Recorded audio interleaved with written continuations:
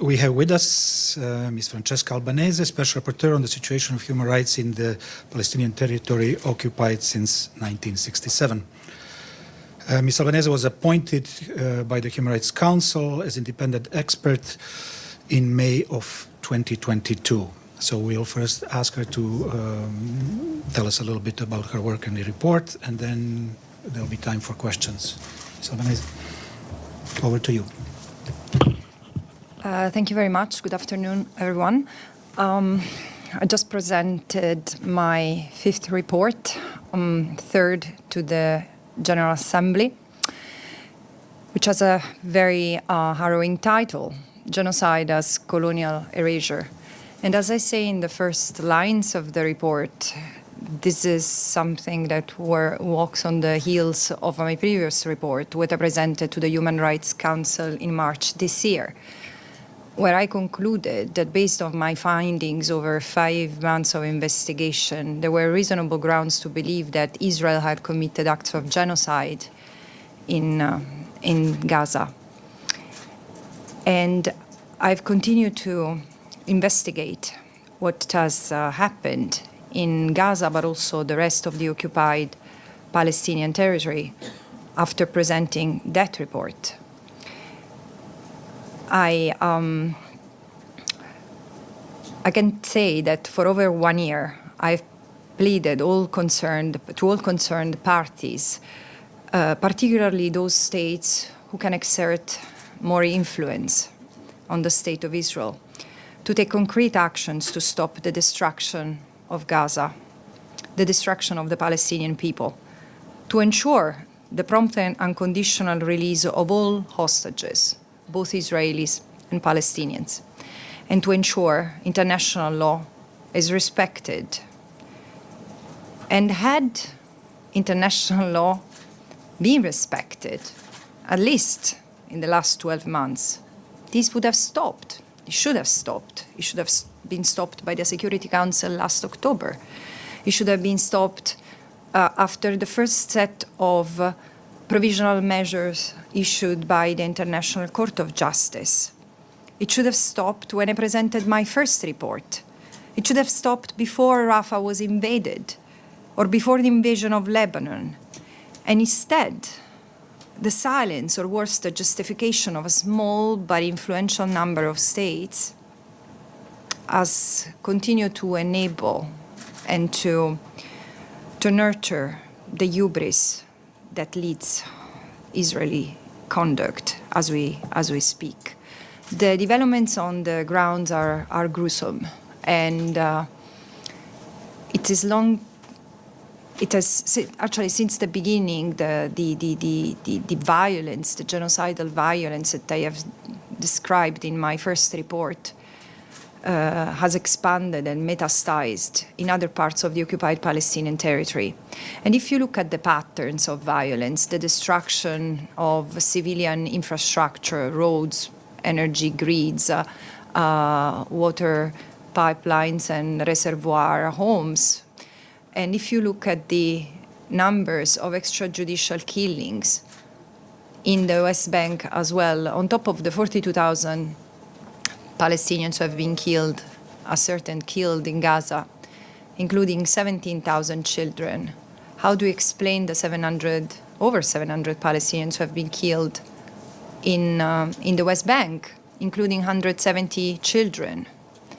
And how do we explain the fact that the Palestinians from the West Bank have been exposed to the same practices and abuses, often rape, among other forms of torture, than those in Gaza, if there was no Hamas military action or presence in the West Bank? Not that the first justified what Israel has done in Gaza.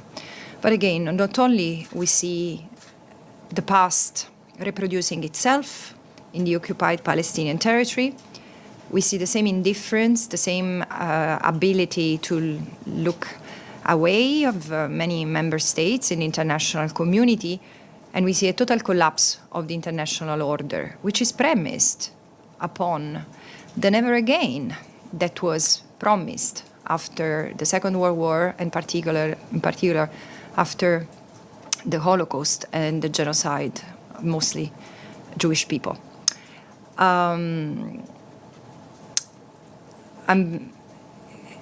I'm very happy to take your questions. I don't know what else to say other than it's not been an easy year, because surely it has been reluctantly that I took on the functions of chronicler of a genocide, and it's extremely disturbing to see member states pontificating and questioning and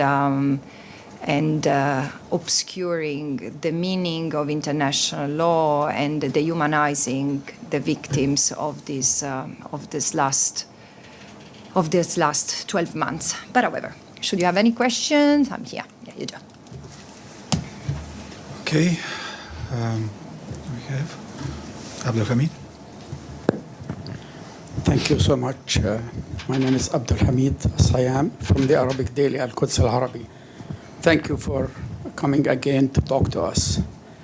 I have a few questions. First, you have been personally attacked, as always the case when someone criticizes Israel, then they try to attack that person personally, like Graham Bull with UNRWA, Lazzarini, now Karim Khan, many others. So how do you take these personal attacks on you? And the second, as you know, international law allows people under occupation and foreign domination to resist.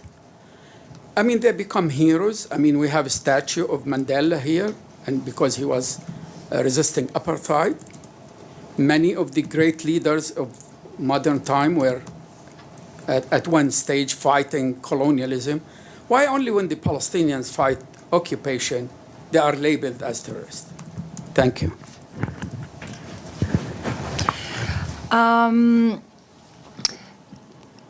To be very clear, I don't think that Israel is the only state that attacks special rapporteurs. Special rapporteurs get attacked when they scrutinize the human rights records of member states. And there are states who are more vociferous and virulent than others. What is striking in the case of Israel is that there is a cohort of states who echoes and reverberates what Israel says and does. And there is an army of minions at work to produce literally fabrications that have one and only one objective: to distract the attention from where it should stay. So I will not entertain any discussion about how I take these attacks, because they're not just against me. They have been against the special rapporteurs on the Occupied Palestinian Territory who preceded me. And this year in particular, the Secretary General has been vilified and even declared persona non grata. Welcome to the club. And so the General Assembly. What is more shocking to me is that this year, the United Nations have been under an unprecedented military attack. 70% of UNRWA premises have been hit by Israeli fire, and which has also hit peacekeepers in Lebanon. And the United Nations humanitarian functions have been hampered at the moment where they were the only bulk work to continue to provide assistance to the Palestinians in an extreme situation of distress. And it's because of that I do believe that while Israel is by no means the only state that violates international law, and it's not even the only states that violates the right of self-determination of a people, but it's surely unique in the determination, the protractedness of this conduct, and the fact that Israel has never faced any consequences. And indeed, I do believe that the impunity that has been granted to Israel has allowed it to become a serial violator of international law, which is the reason why I recommended that this is the time, as it has been for apartheid South Africa, to consider, for the General Assembly, to consider the suspension, recommending the revision or the suspension of Israel's credentials as a member of the United Nations, until it ends violating international law, until it withdraws the occupation, which is clearly unlawful also by determination of the International Court of Justice, and surely until it continues its genocidal attack on the Palestinians. You and then Mike. Hi, my name is Ibtisam Azim, Al Arab Al Jadid newspaper. Good to see you again. I have two follow-ups. First, on the issue of suspension of Israeli membership or to the UN. If you could elaborate on that, and whether you believe this is something that will get a majority in the General Assembly. And then my other question is regarding third parties' role in the war that's going on, whether it has to do with delivering weapons, their responsibility when it comes to international law, and the lack of them taking any steps and basically supporting. So the accountability for not only for Israel but also for third parties. And the last thing, in your remarks today to the committee, you talked about the lack of empathy that you are seeing by some member states in not even expressing any empathy for the Palestinian victims. Could you, and also the issue of the many states talking about human rights in academic context or theoretical context, but when it comes to the issue of Palestinian human rights, they are even attacking students, they're not allowing or attacking people who demonstrate against the war. If you could also touch on that. Thank you so much. First of all, I should briefly respond on the second question. Sorry, I missed it. Regarding resistance, and I think I've said it before, including in this venue, that there is no question that the Palestinians have the right to resist under international law, like all people who are oppressed and who cannot enjoy the right of self-determination. The right to resist is to a people what the right to self-defense is to a state. And in the same way, it has limits. So it cannot, neither can touch civilian life. Civilian life is sacred and should always be protected. So I think that we should always remind ourselves and respect the fact that October 7 has been an unspeakable tragedy for the Israelis who call that event the worst terrorist attack they've ever suffered. And as I've said before, for me, those surely were crimes to the extent they targeted, they hit civilians, and should have been met by justice.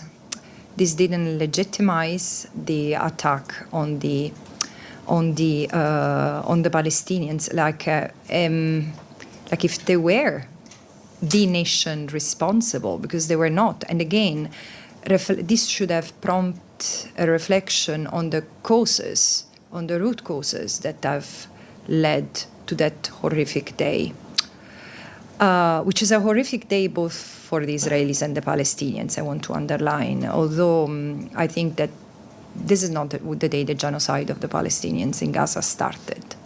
And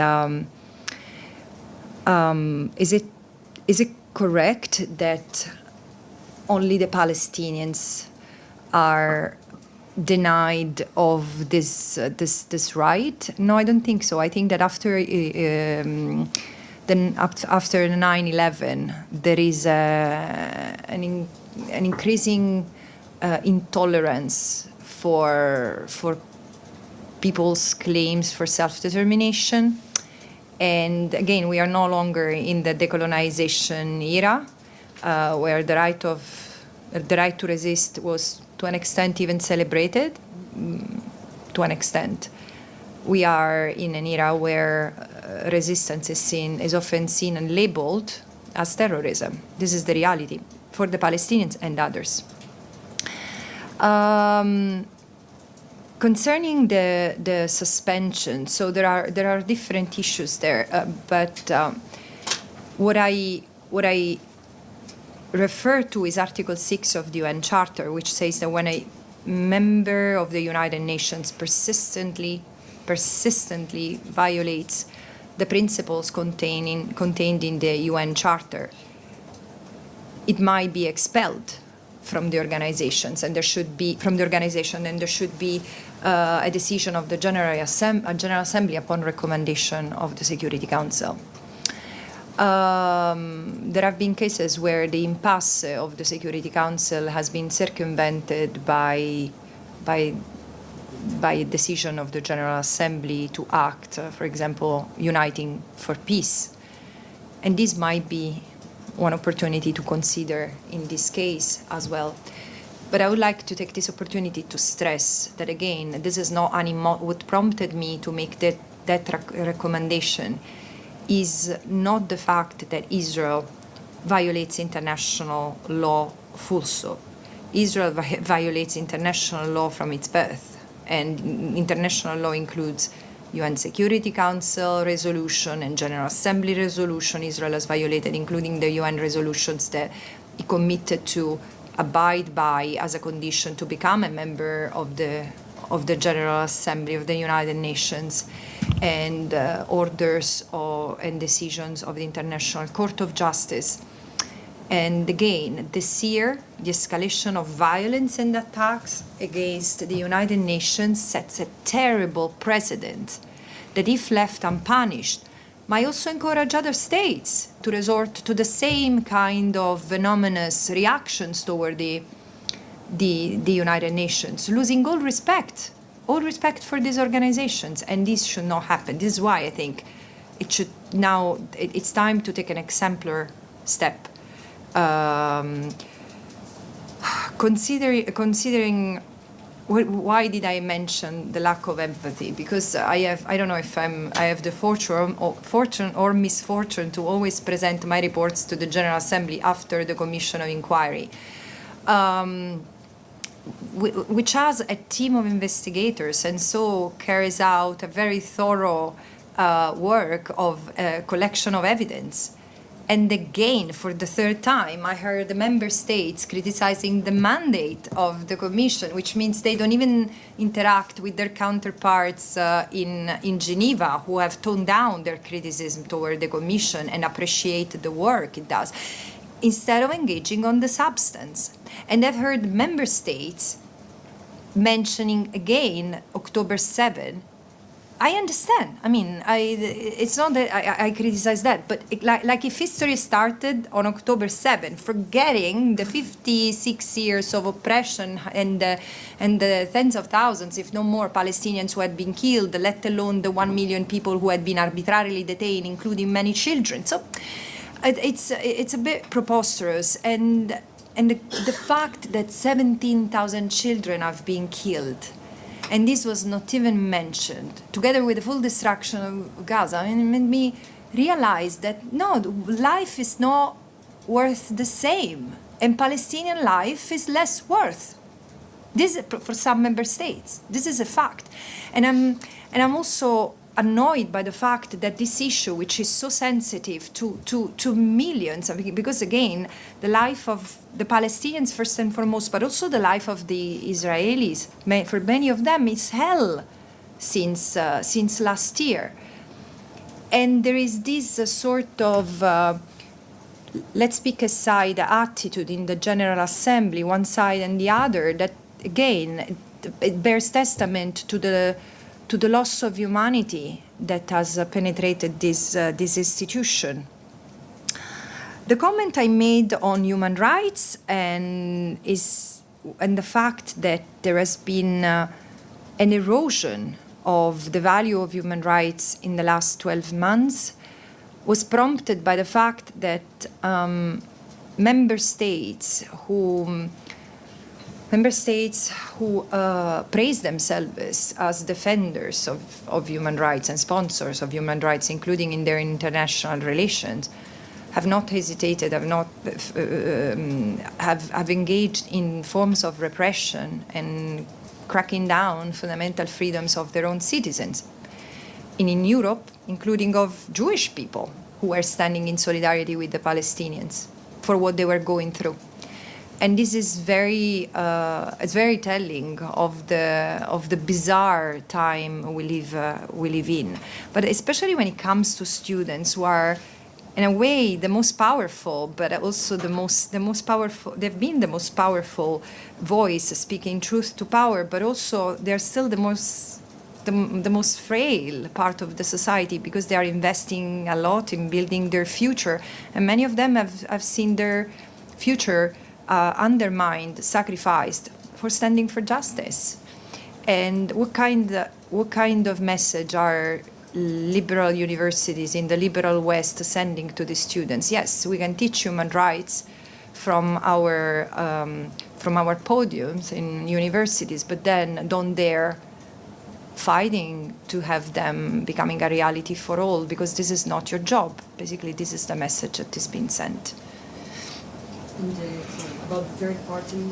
Third-party responsibility is there is a clear obligation, which is a general principle of international law of state responsibility. When there is an international wrongdoing of any sort, violations of international law, human rights law, international humanitarian law, every state has the responsibility not to recognize the legal consequences of the wrongful act, and not to engage, not to aid and assist in the commission of the wrongful act, but rather acting to lead to the cessation of the same and ensure reparations.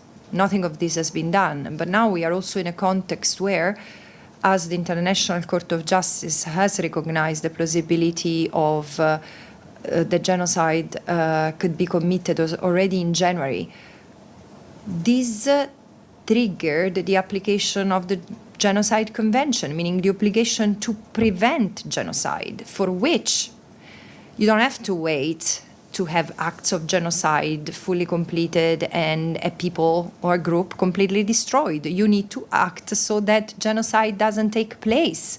And so an arms embargo was a clear obligation the day after the court has issued those provisional measures. Instead, the international community has followed Israel on its attack against UNRWA, and so has continued. I mean, member states continue to trade with Israel and to transfer weapons. Mike. And then. Madam, Mike Wagenheim with I-24 News. It's been a while since we've last spoken. A couple questions for you. In your report, you have a line in here that says that since its establishment, Israel has treated the occupied people as a hated encumbrance and threat to be eradicated, and you go on listing other items. We'll leave aside the contextual and factual debate about that.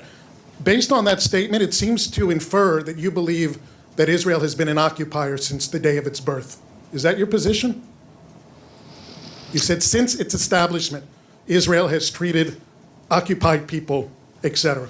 Are you inferring that Israel's been an occupier since 1948? Why do you have to infer instead of sticking to what I said? And I'm asking, that's what's in there.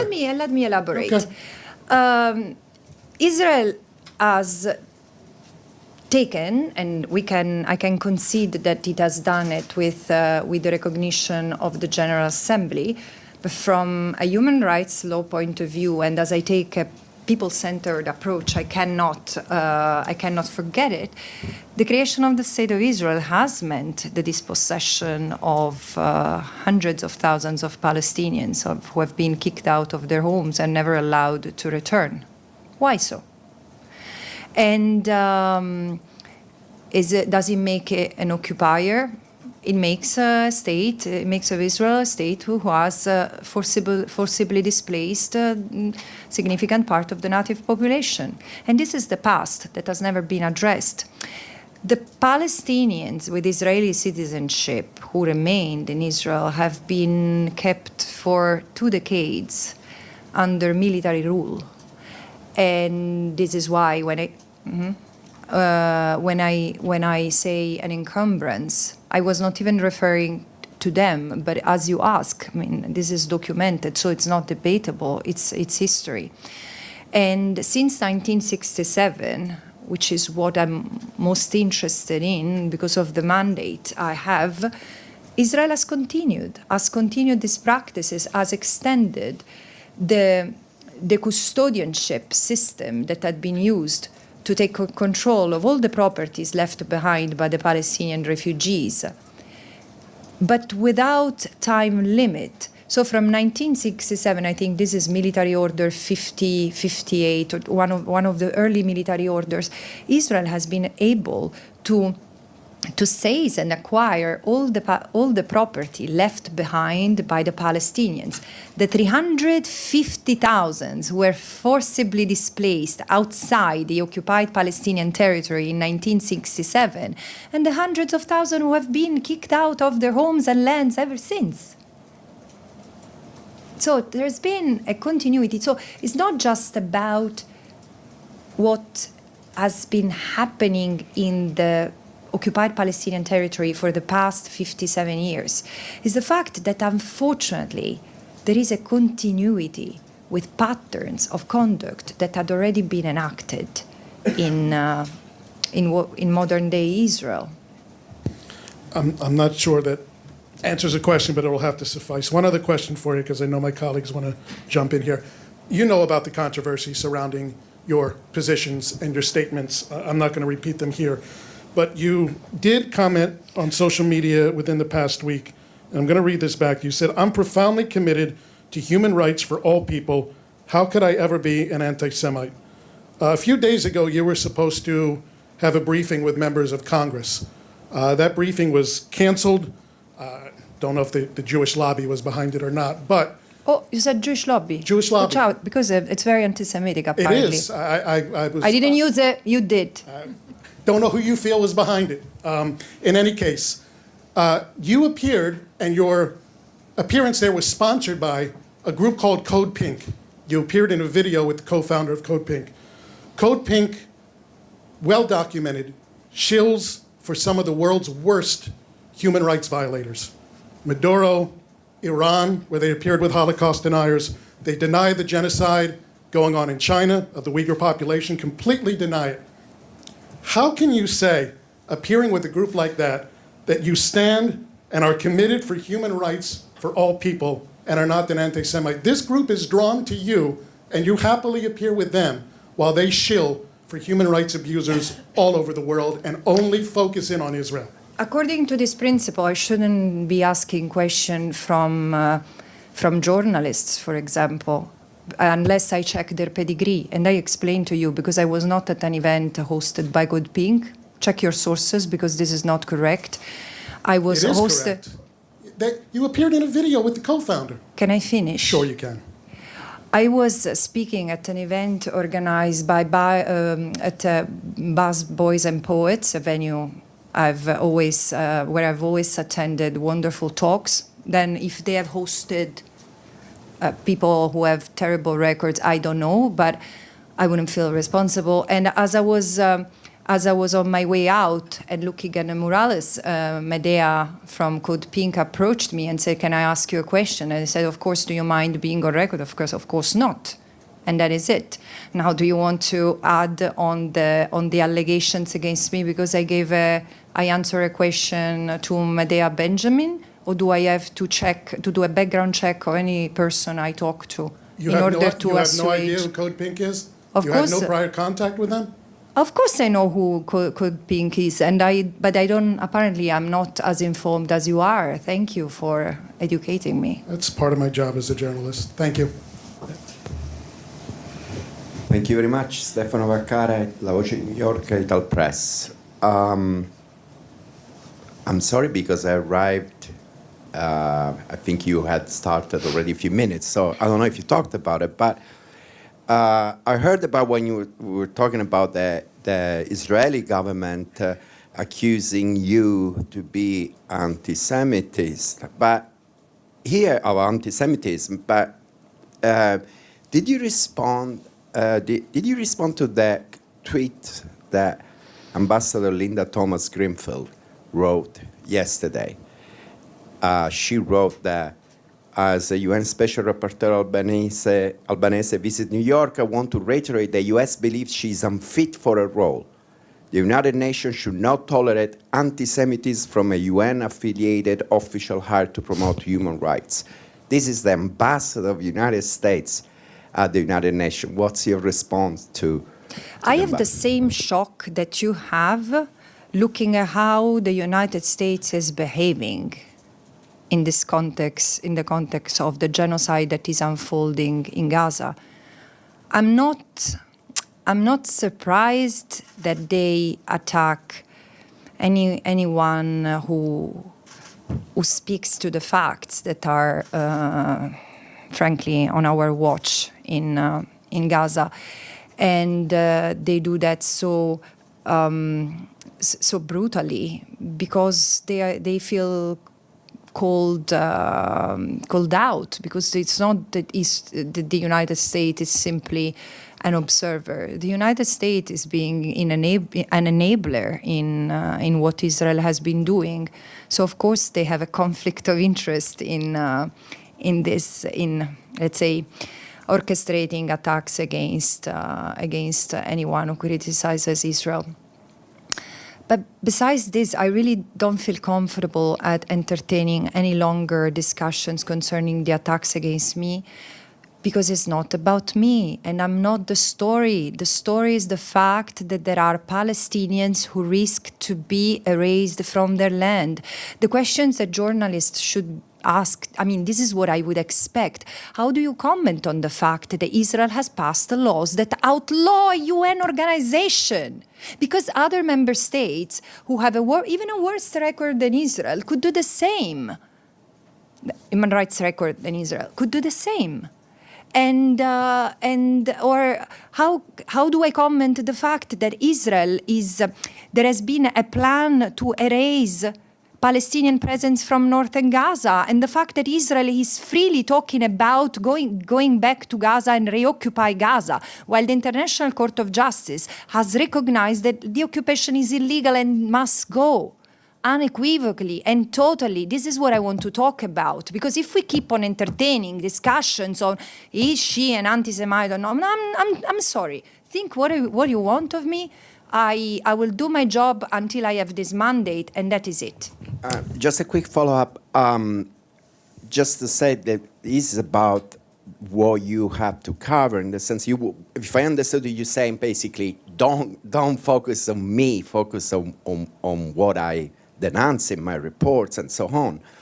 But if I understand that a special rapporteur is effective or could be effective if it maintains if appears, not only his, but appears neutral, or they can, talk to both sides. So for now we're seeing that U.S. ambassador, and it's a personal tweet, it's a tweet attacking you.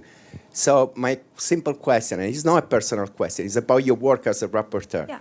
In the last, let's say, 1 year, could you have done something different? Do you think you could have done something different to maintain your, to be more effective in be able to talk to both sides? But you seem to be someone who measures effectiveness in talking to both sides, and I don't even understand who both sides are. So can you be more specific on who are the both sides? I'm talking as a journalist. I'm not talking as I know, but you ask me questions, you use words. Say that we see, if we do a research, we as a journalist have to quote our source and everything. And unfortunately, I say unfortunately, your name now, when we quote in our article, because according to the report that Albanese wrote, unfortunately, you are considered, not by me, but by what happened in the situation that we have also the, I don't know, I don't remember Ambassador Linda Thomas Greenfield do an attack like this for anybody on Twitter. Unfortunately, is like it doesn't make your work, your reports, what you're denouncing any more effective. But this is your opinion. How do you measure effectiveness? well, Look, let's cut it short. First of all, there is an inaccuracy, and I have to be clear about that. And I don't want to put the spot on you, but because and thank you for that. It gives me the opportunity to clarify. But an independent expert of the United Nations with a human rights monitoring mandate is not requested to be neutral. It's requested to be impartial. It's different. It's different. Tell me how I am partial, because I am the only special rapporteur who has investigated violations of international law committed by Hamas in my second report and the Palestinian Authority. And I've tried to visit the prisons run by the Palestinian Authority, and I was prevented from doing so by Israel, and who prevented my visit. And if you look at the terms of reference of my resolution, of the resolution creating this mandate, my mandate obliges me to look at the violations committed by Israel. So when you say talk to both parties, but I understand what you are trying to say. I should maintain a position that allows me to be listened to by all member states. And this is what I've done until March this year. I've had the discussions with everyone. In March, already 30,000 Palestinians had been killed, and it was clear that it was not in the horizon that this would stop. And again, I speak. What do? I tell the facts, and I point to the responsibilities of member states. Of course, member states are not pleased with it. So I don't particularly I'm not sensitive to the fact that any ambassador criticizes my work. It seems that there is also some misinformation about the work of Special Rapporteur. The Special Rapporteur on Iran receives criticism by Iran. The Special Rapporteur on Myanmar receives criticism by Myanmar. What is unique here is that Israel is the only state that is absolutely protected and cocooned by most of the West, what Craig Mohiber calls the settler colonial bloc. And my mandate is the only one who, in fact, stands looking straight in the face at Western states. So I take your criticism. Next time, try to be a special rapporteur on the OPT, and maybe you will be more effective than me. We have a question online. Dawn, if you're still with us. Oh, sure. Thank you, Ms. Albanese. Dawn Clancy with IPS News. I wanted to ask you about one of the recommendations that you make in your report regarding putting some sort of peace force on the ground in Gaza, but I do think you say throughout the occupied Palestinian territory. I wanted to see if you could expand a little bit on what you think that would look like. And then I also wanted to ask you, how would you address the concern that if you put some sort of peace operation, whether it's a force or whatever you want to call it, if you put that on the ground in occupied Palestinian territory, you leave the door, and it's something that's mandated by the UN, it's led by the UN, you leave the door open for some misinterpretation that the UN could be possibly, fighting Israel or squaring up to Israel instead of it, being some sort of peace effort.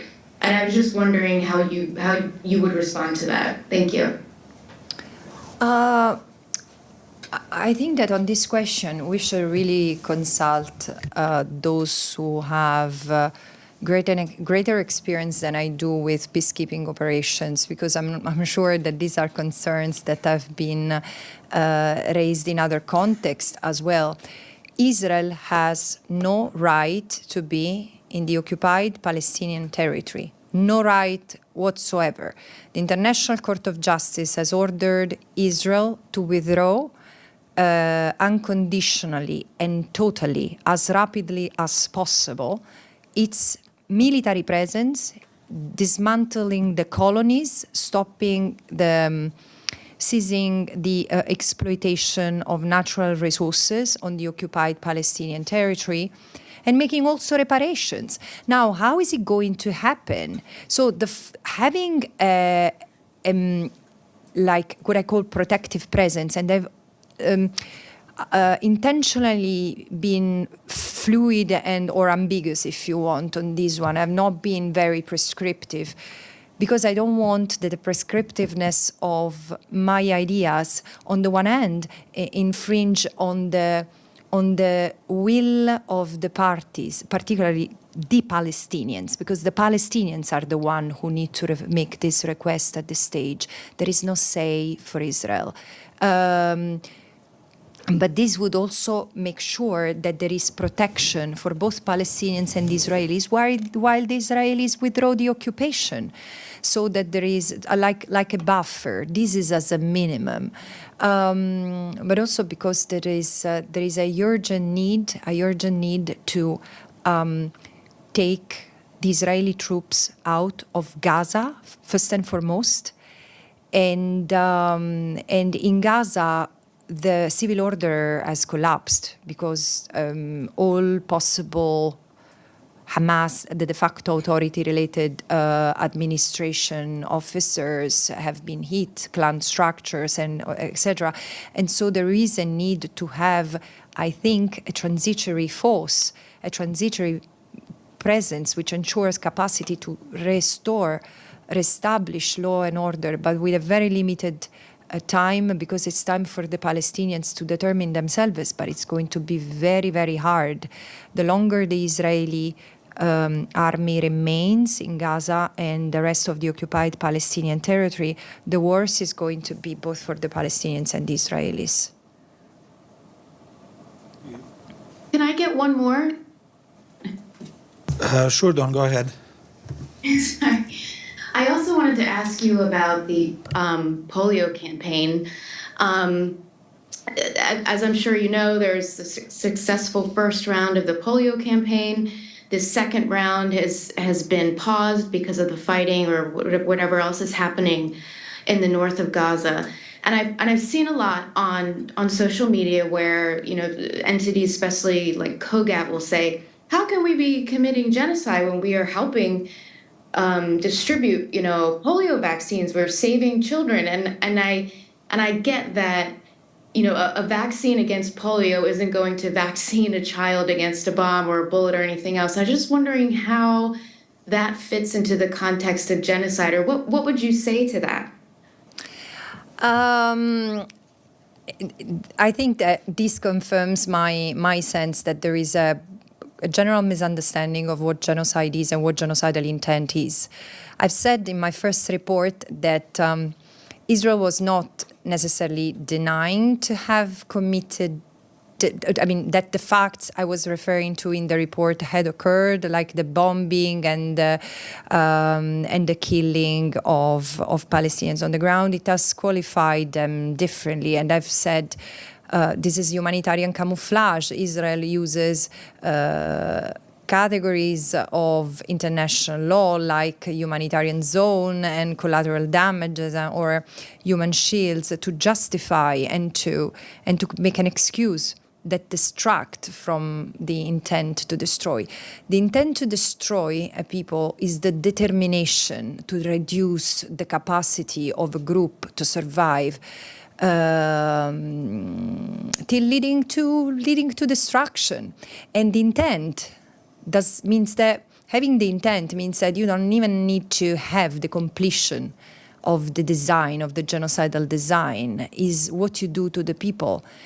And frankly, there has been so much pressure on Israel to allow humanitarian aid. So according to this reasoning, so even the fact that during the starvation campaign that has led many to die and to get sick because of the lack of food and lack of water. And I've seen some of them, including children. So the fact that every now and then the starvation campaign was interrupted by some trucks allowed in, so Israel is not really starving the Palestinians. I've seen that the vaccination, the polio vaccination campaign, when it started, it was also attacked, it had to be interrupted. How did we get there? Is it a small act of basic humanity going to hide, obscure, and mute what has been done for the past 12 months? I believe it's not. I mean, it might be considered as an exception, but it doesn't change the overall course of Israel's assault on Gaza. Edith. Thank you very much, Ms. Albanese, and apologies, I was listening upstairs. A follow-up on what you've just said about getting humanitarian aid in. What is your reaction to the Israeli legislation passed earlier this week that would ban the UN agency that has been a lifeline for aid in Gaza, UNRWA, in 90 days?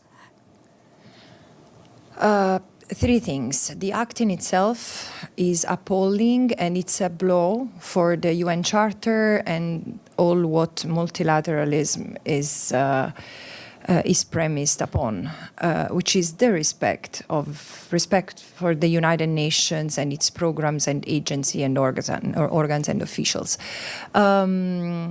This is also, it's in two respects. This is the second element. It's part of the colonial, what I call the colonial erasure.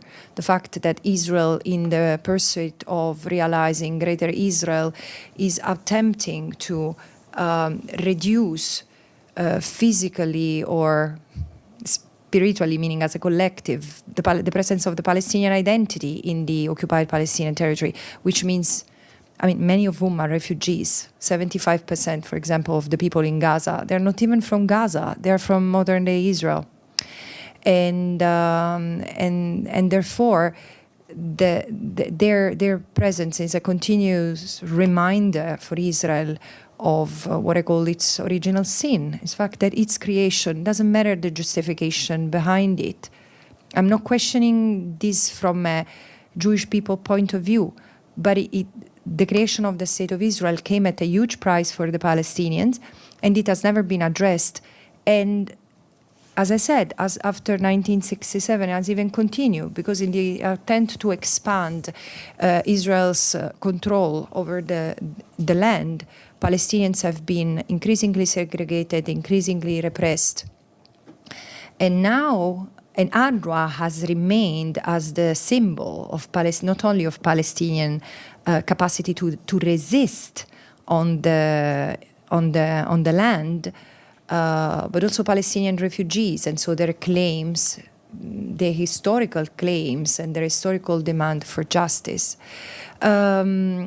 This is also part, and it has huge humanitarian implications, because destroying UNRWA, preventing UNRWA from functioning, and UNRWA still is the only remnant of the UN large capacity to still ensure food distribution or aid distribution in general, or medical assistance. Everything is very difficult. I'm not even sure, in fact, that this is the case, because the destruction has been so massive. But still, UNRWA has the know-how to do that. And this is the third element, is that this is nothing new. Israel has been attacking UNRWA for the past 20 years steadily, seeing it as part of the problem, telling the UNRWA was registering Palestinian against the law for refugee status, and I've written widely about that. And then I can tell you, there has been a relentless attack on UNRWA, seen as a symbol of Palestinianness. And as a quick follow-up, the United States gave Israel 30 days to get a significant amount of humanitarian aid into Gaza several weeks ago. What was your reaction to that? These are drops. My reaction is that these are drops in the ocean.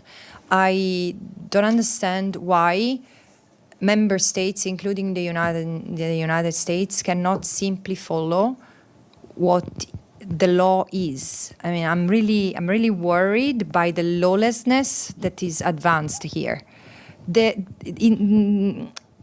Again, I insist, international law says that Israel, at this point, by the liberation of the decision of the International Court of Justice, Israel must withdraw from the occupied Palestinian territory. There is also a time limit for that. It is September next year.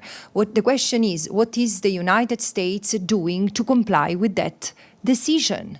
What is the United States doing to ensure that Israel complies with the provisional measures of the International Court of Justice?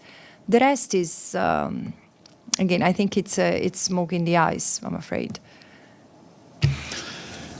We have another question online, and then maybe one or two more here, and I think we will have to finish.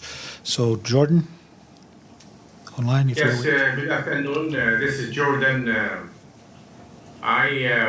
Partially you answered my question, but I have to ask the question in different. UNRWA is not only a distributor of food. UNRWA is if you look at the W, is work also. UNRWA is the right of return to the people. What do you think about that? As you mentioned, 75% of the people of Gaza, they are not Gazans. They are, by international law, they are Israelis. They have to go back and become Israeli citizens, but they were unable to return. How can we solve the Palestinian refugees issue with the occupation ending? Because in 1967, Gaza was not occupied, but Israel sent 100,000 refugees to it. In 2005, Israel partially withdrew and then besieged Gaza. But the refugees is there in West Bank. And my other question is, do you think the war in Gaza actually war on refugees and on UNRWA? Because Israel, as many authors wrote, including maybe yourself, is trying to eliminate the presence or the issue of right of return and refugees. Thank you so much.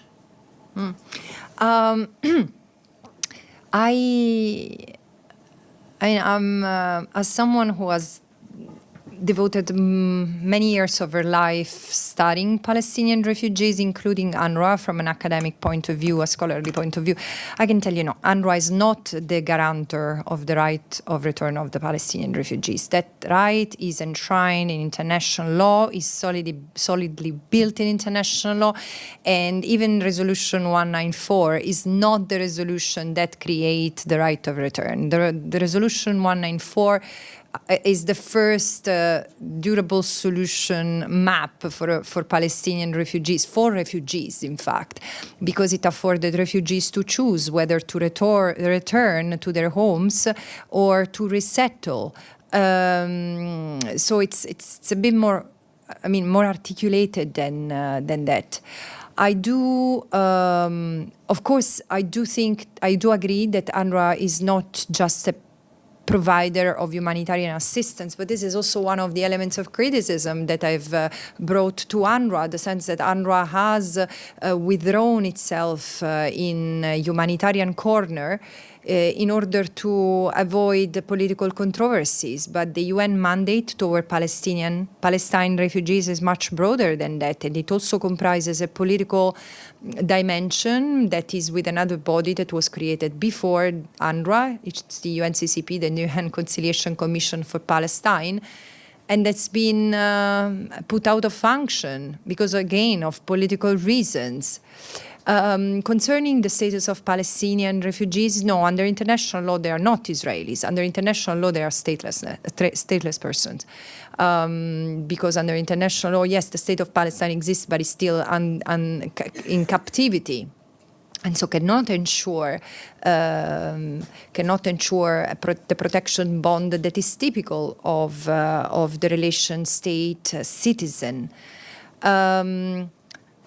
But besides these technicalities, what matters to me is that the UNRWA is a subsidiary body of the General Assembly. It's not just a UN agency, whatever, or a UN program. It's been established by the General Assembly, and only the General Assembly can decide the future of UNRWA. And at the same time, I was writing this years ago, during the Trump administration, in fact, when there was the first massive attack from a US administration against UNRWA, and it was probably the first, it was quite unprecedented. And again, this is, it's an assault on multilateralism when member states utilize their power in order to alter the democratic order that exists or should exist at the international level. So the United States or Israel or others should discuss the future of UNRWA within the United Nations and not trying to attack it from outside. Because again, besides UNRWA, and the situation is very serious, I already commented on that, the other problem is that this sets an example to get rid of the United Nations everywhere at any latitude when states, when the states are unhappy with the work of the United Nations. I'm sorry, I think that's all the time we have because our Special Rapporteur does have other commitments. So I thank you all for coming. And with this, the press conference is closed. Okay, thank you.